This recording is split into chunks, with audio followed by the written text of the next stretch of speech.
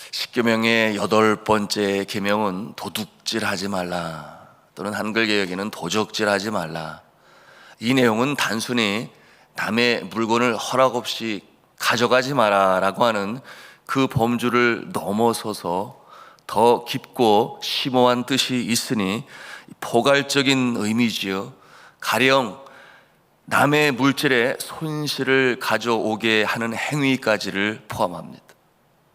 남의 물질에 손실을 가져오게 하는 행위까지를 포함하는 것입니다. 예를 들자면 어떤 사람이 물건을 만들어 파는데 불량품을 양산하여 판다면 이와 같은 모습도 도적질인 것입니다. 제대로 된 물건이 아닌데 그것을 팔아 사는 사람들의 돈을 도적질한다고 하는 것이죠. 그런가 하면 고용주가 계약을 악용하여 피고용인을 유린한다든지, 반대로 피고용인이 고용주 모르게 자신의 유익을 추구하는 행위도 포함이 되는 것입니다. 이와 같은 모습은 주인 모르게, 사업주 모르게 뒤로 자신의 유익을 취하는 것이지요. 이와 같은 모습은 간접적인 도적질이다, 그렇게 말할 수 있겠습니다. 나의 유익을 위하여 남의 시간을 빼앗는 것도 도둑질입니다. 가령 직원이 쉬는 날인데 일을 시키면 그에 대한 마땅한 응당한 대가를 지불해야 하겠지요. 그렇지 않다면 이 또한 도둑질이 되는 것입니다.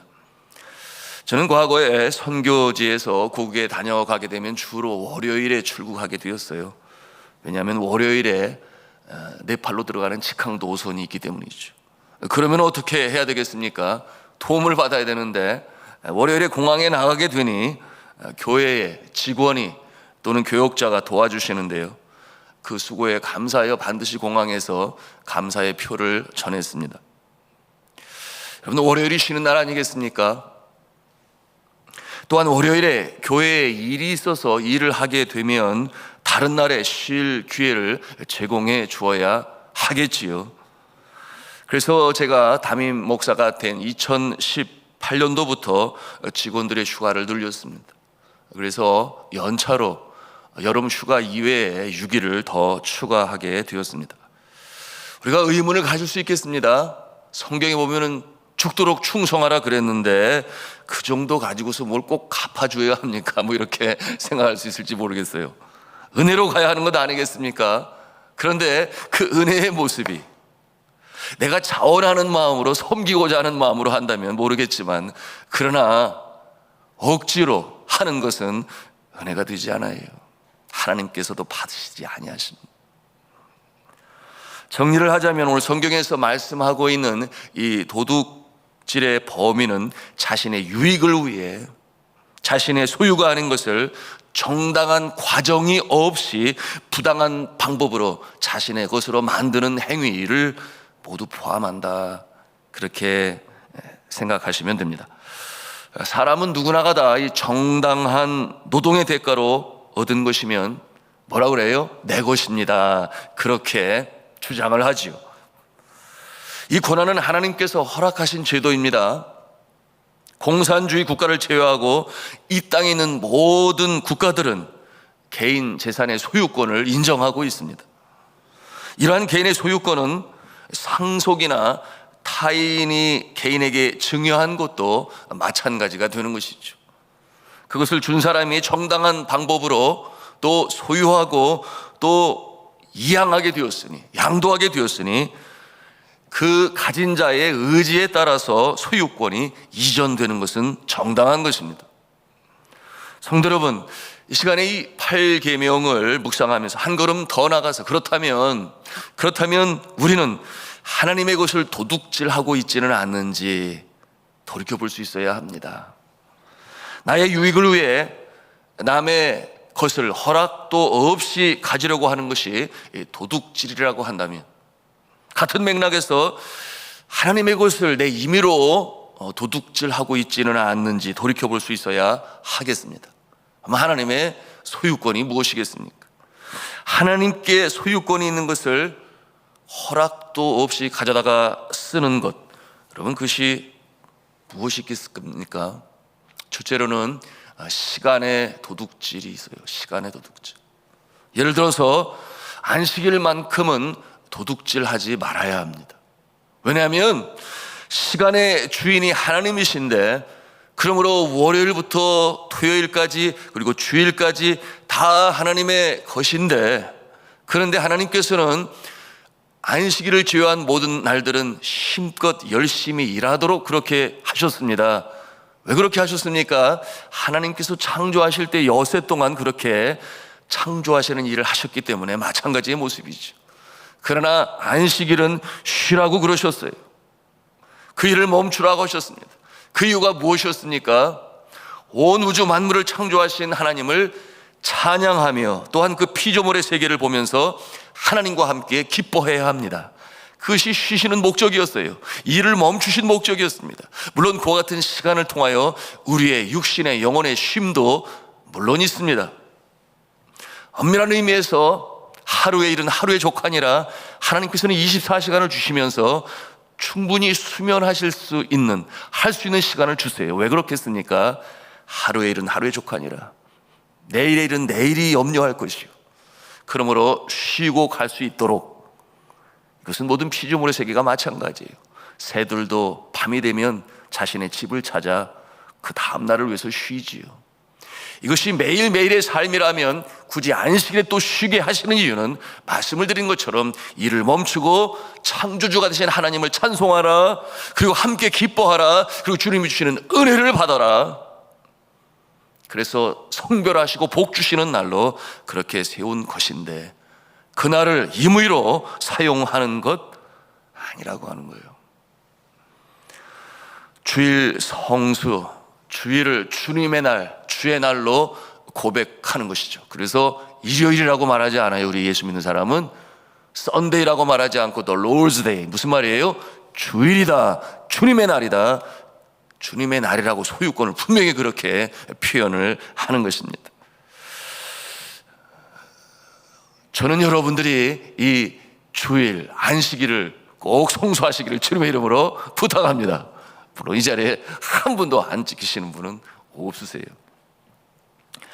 여러분, 이 도적질하는 자는 벌을 받겠지만, 그러나 주일로 성수하는 자는 하나님께서 복을 주실 줄로 믿습니다.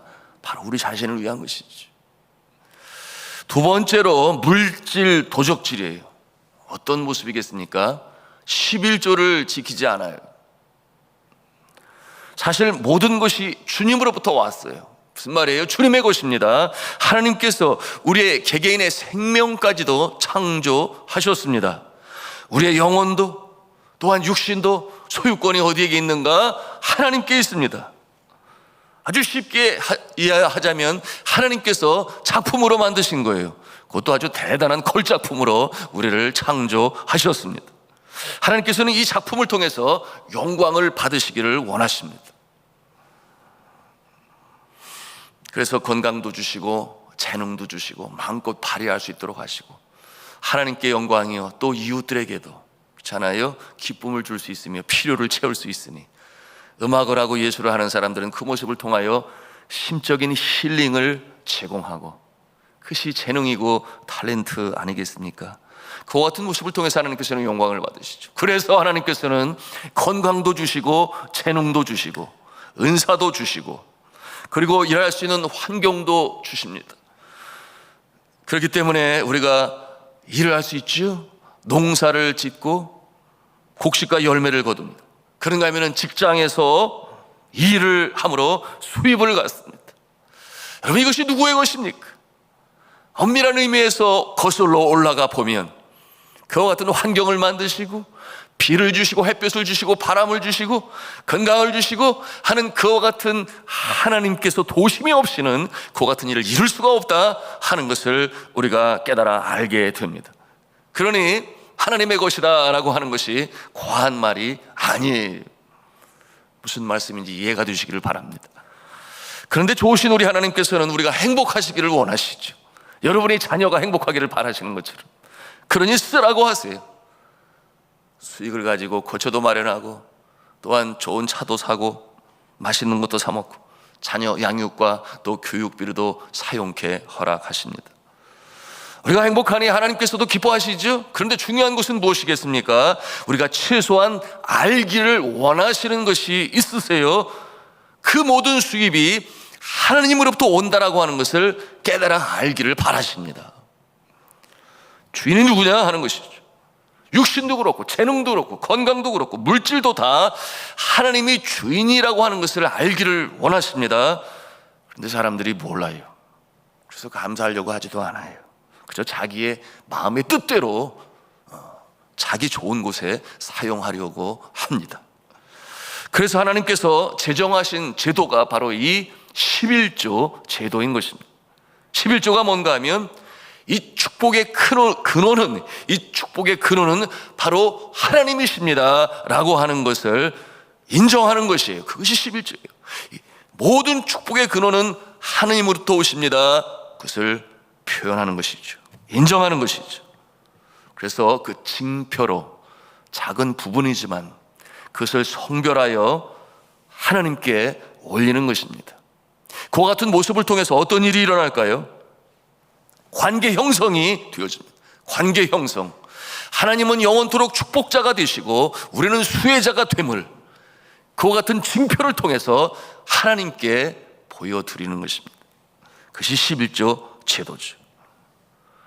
여러분, 말씀드린 대로 그와 같은 것을 인정할 때 하나님께서 계속 축복자가 되시고 우리는 수혜자가 되고, 그러니 여러분, 이 11조는 축복과 연관이 있어요.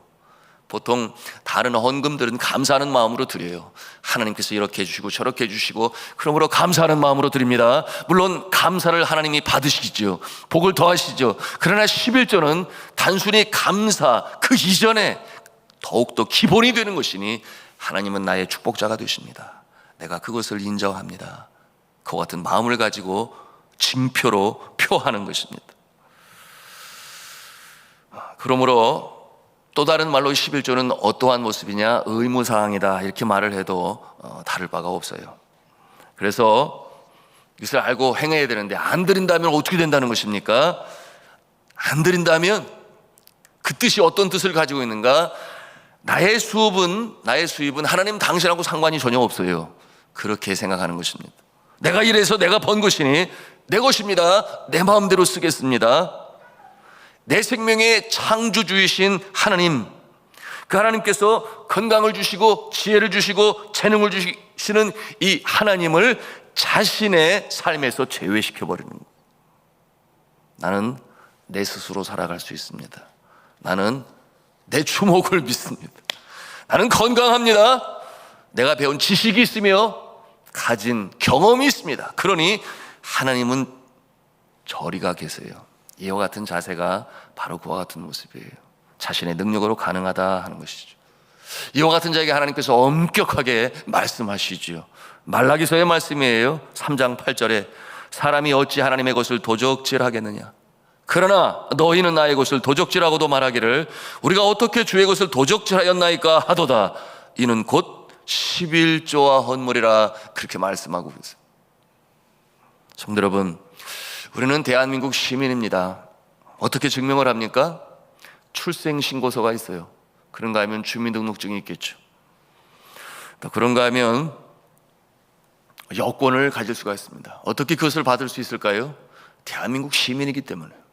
대한민국 시민이라는 것은 또 어떻게 증명할 수 있는 것입니까? 증명서가 있으니까요. 그러나 증명서를 누구에게 주겠습니까? 대한민국 시민에게 주겠지요. 그럼 대한민국의 시민에 의무가 있습니까? 책임이 있습니까? 당연하죠. 만약에 우리가 책임을 감당하지 않는다면 국민으로서 부끄러운 모습이겠죠. 여러분, 우리가 세금을 바칩니다. 어디에? 대한민국에 바쳐요. 우리가 세금을 로마에 바칠 사람은 아무도 없어요. 로마에 바친다면 나는 로마의 시민이라는 것을 증명하는 것이요, 내가 대한민국에 바친다면 나는 대한민국 사람입니다 라고 하는 것을 간접적으로, 아니 오히려 직접적으로 증명하는 모습일 수 있겠지요. 우리가 11조를 하나님께 드린다면 우리는 누구에게 속한 것입니까? 우리는 하나님께 속한 것이요, 천국 백성의 모습임을 나타내 보이는 것입니다. 우리가 세금을 받침으로 국가는 여러분에게 무엇을 해줍니까? 복지 혜택을 해주겠죠. 뿐만 아니죠, 의료보험 혜택이 있을 것이고, 의무 교육기관에는 우리 자녀들의 학비도 급식도 또한 혜택을 받게 될 것입니다. 뿐만 아니라 말씀드린 것처럼 여권도 제공해 주어서 이 나라 저 나라 즐겁게 재미있게 여행하는 일에, 여러분 한국 여권이 얼마나 대단한 줄 아십니까? 어느 나라가 더 태밀어도 비자 없이 들어갈 수 있는 나라가 세계에서 항상 1위 아니면 2위를 다투고 있어요. 그래서 한국 여권을 훔치려고 하는 그런 사람들도 있어요. 아주 비싸게 팔아먹는 것이죠. 우리가 11조를 드림으로 하나님께서 우리에게 무엇을 해주십니까? 나라가 이처럼 호혜를 베풀어 주는 것처럼 하나님도 우리에게 주십니까? 당연하지요. 너무나 당연하지요. 모든 것을 다 베풀어 주시지요. 그것이 하나님과 우리와의 관계를 설정하는 11조가 된다. 건강을 주시고 지혜를 주시고 가족을 주시고, 그러므로 기쁨도 주시고 우리를 구원하시고 우리 심령의 평강도 주시고, 그렇지 않겠습니까? 생로병사의 단계를 따라 죽음이 눈앞에 와도 이제 나는 영원한 저 하늘나라 천국에 들어갈 것이야, 영생 복락을 누릴 것이야, 이와 같은 기쁨을 주시는 하나님 아버지, 그 관계를 맺어 나가는 일에 11조는 기초가 된다. 하나님은 나의 축복의 근원이 되신다, 내 편에서 스스로 증명하는 모습이에요. 근데 하지를 않는 모습도 있어요. 물론 믿지 않는 사람은 아예 하지 않고, 믿는 사람들 중에도 말입니다. 11조를 하지 않는 사람을 하나님께서 구원하실까요? 안 하실까요? 당연히 구원하시죠. 구원하시죠. 다시 말씀드리면, 세금을 내지 않는 사람에게 너는 대한민국 사람 아니야, 나라를 떠나라, 그렇게 나라가 말하겠느냐 그 말이에요. 그러지 않죠. 그런데 나라에서는 어떻게 해요? 너 어디 숨겨 있는 것 있나 한번 보자. 너 어디 숨기고 감추고 있으면서 안 내는 거 있나 한번 보자. 그래서 아마 찾아가지고 가져갈지 모르겠어요. 사실 그러죠. 우리가 알아야 합니다. 그런데 정말 없어서 세금을 못 내는 사람이 있을까요? 있을 수 있겠죠. 그와 같은 모습은 무슨 모습이에요? 무슨 모습이에요? 거지지. 거지는 소유가 없으니 바칠 것도 없을지 모르겠습니다. 여러분, 우리 하나님은 그와 같은 모습으로 살기를 원치 아니하십니다. 복된 인생으로 살기를 원하시죠. 우리가 생각하는 그 이상의 모습으로 살아가기를 원하시는데, 하나님께서 왜 계명을 주시겠습니까? 말씀드렸어요. 행복 가이드라인이라고 그랬습니다. 행복 지침이라고 그랬어요. 그러므로 우리가 주께서 주신 계명을 지킴으로 말미암아 하나님께 영광이 되고, 이 땅에 사람을 어떻게 관계를 맺어가며 행복하게 살아가는지를 알게 하시기 위하여 하나님께서 계명으로 주신다. 하나님께 드릴 것을 드리면, 그러므로 관계가 형성이 되어지면 어떠한 복이 있다고 말씀하시나요? 말라기서 3장 10절에서 12절에 이렇게 말씀해요. 만군의 여호와가 이르노라, 너희의 온전한 11조를 창고에 들여 나의 집에 양식이 있게 하고, 그것으로 나를 시험하여 내가 하늘 문을 열고 너에게 복을 쌓을 곳이 없도록 붙지 아니하나 보라. 만군의 여호와가 이르노라, 내가 너희를 위하여 메뚜기를 금하며 너희 토지소산을 먹어 없애지 못하게 하며 너희 밭에 포도나무 열매가 기한 전에 떨어지지 않게 하리니, 너희 땅이 아름다워짐으로 모든 이방인들이 너희들에게 복되도다 복되도다 하리라. 만군의 여호와의 말이니라. 여러분, 이렇게 약속의 말씀으로 우리에게 주고 있습니다. 사랑하는 성도 여러분, 우리가 알아야 되겠습니다. 사람의 것도 물론이거니와 하나님의 것도 하나님의 것임을 우리가 확실히 깨달아 알아야 하니 늘 감사함으로, 그리고 하나님은 나의 영원한 축복자가 되십니다 하는 것을 인정하는 모습으로, 이처럼 하나님의 것을 하나님의 것으로 여겨 드리고 감사함, 사용할 수 있는 복의 주인공들이 다 되시기를 저는 주님의 이름으로 축원합니다.